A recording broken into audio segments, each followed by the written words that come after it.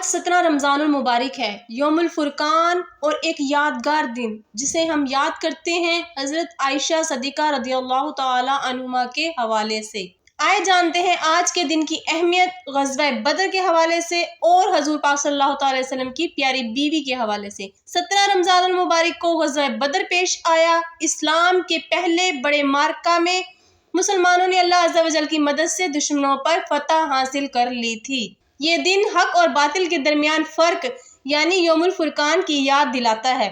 اسی دن حضرت عائشہ صدیقہ رضی اللہ تعالی عنہما کا وصال بھی ہوا، جو پیارے آقا صلی اللہ تعالی علیہ وسلم کی پیاری محبوب بیوی تھی۔ یہ دن ہمیں یاد دلاتا ہے کہ ایمان اور تقوی کے ساتھ کھڑے رہنا چاہیے اور اللہ عز و جل کی مدد ہمیشہ حق کے ساتھ ہوتی ہے۔